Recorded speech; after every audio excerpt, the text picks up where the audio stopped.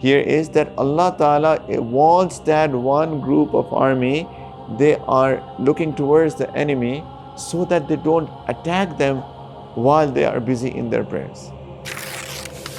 Many doctors come to me, the surgeon, they say, sometimes we have like an 8-hour open heart surgery. What should I do? I cannot leave the patient even for a minute. And especially in winters, if they're in the UK, where the prayers are like every hour, Zohar, Asr, Maghrib, they are 1 hour, apart. What should I do?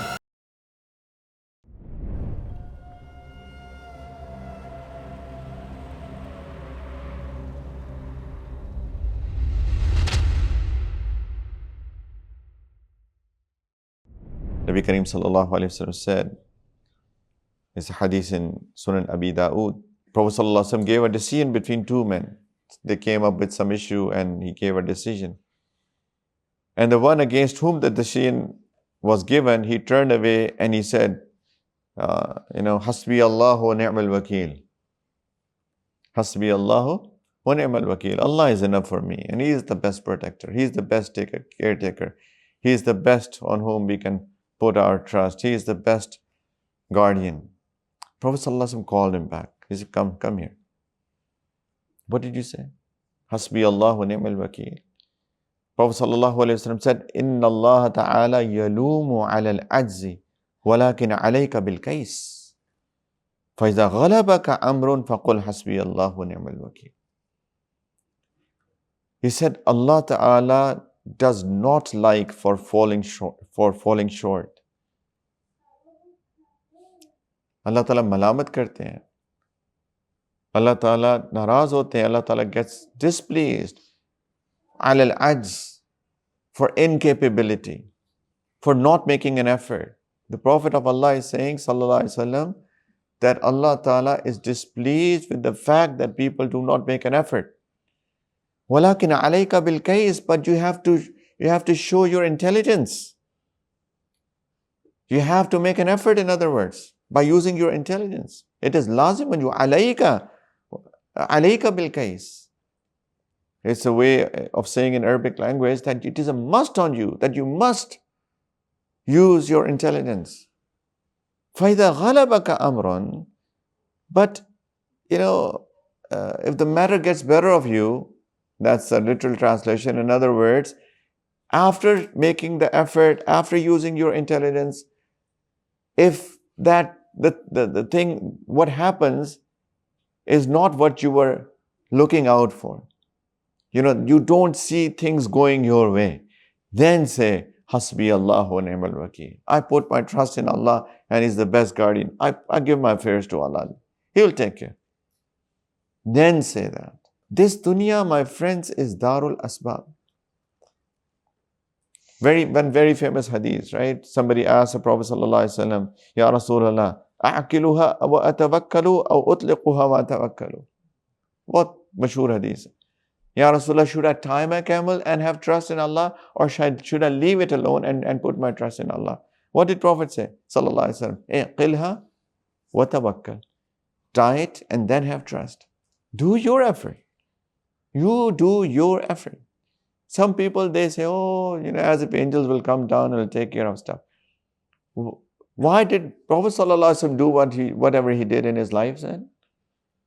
Then he could have said, angels will come and take care of the stuff.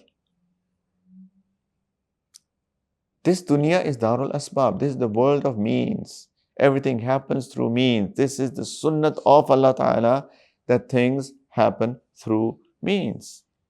Right? If I'm thirsty, I have to drink this glass of this water in order to get rid of the thirst.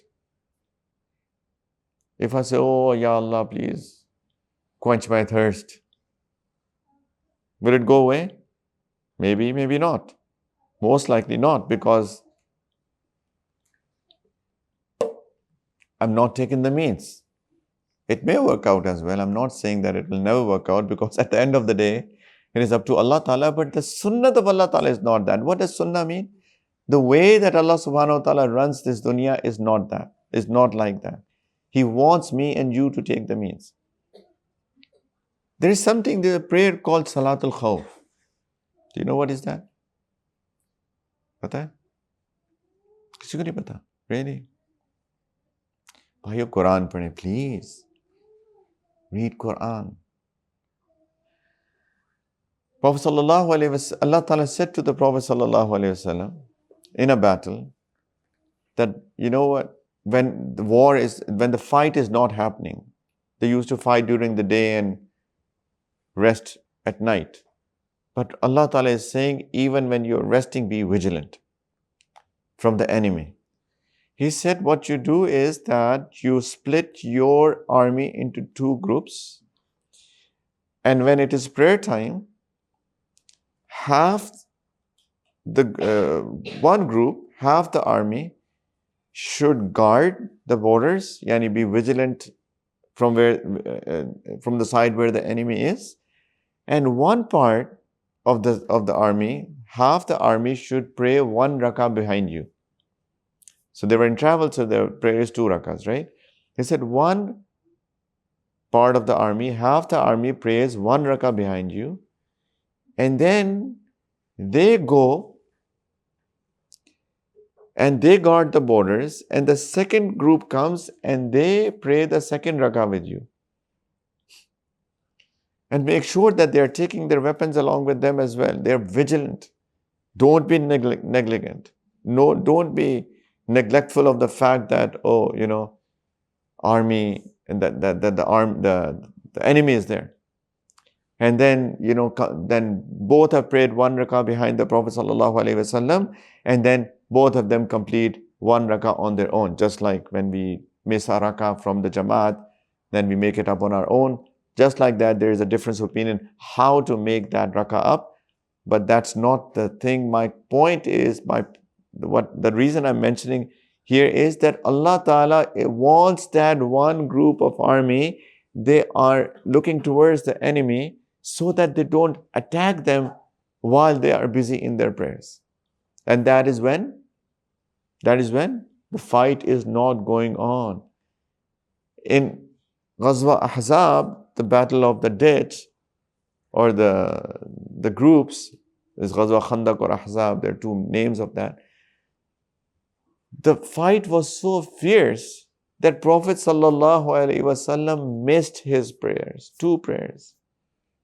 He could have said, Hasbunallahu wa ni'mal wakeel, let me go and pray, let's all pray, let's do a Jamaat. If they're throwing their arrows, angels will come and will stop them while we are praying. कह सकते थे ना? Could have had happened. But Allah Ta'ala did not do so. And Prophet sallallahu alaihi wasallam actually fought. And because the fight was so fierce, right, they could not stop even for a second, he missed his two prayers. And then they do 3 prayers together. And it showed us, if there is a situation like this, many doctors come to me, the surgeon, they say, sometimes we have like an 8-hour open heart surgery. What should I do? I cannot leave the patient even for a minute. And especially in winters, if they're in the UK, where the prayers are like every hour, Zohar, Asr, Maghrib, they are 1 hour, apart. What should I do? Right? Prayer is fard. So, there are some surgeries where the doctors can leave the operation theater. Of course, if they can leave, they should go and they should pray, right? There is no excuse. But if the situation demands, if it's a very, very critical situation, you cannot even leave the patient for a second, of course, you're saving somebody's life. So here is an example from the Seerah where Prophet ﷺ could not even leave for a second, right? But what I'm trying to say is here, my friend, that this is Darul Asbab. We have to make efforts. We have to tie our camel and then trust in Allah.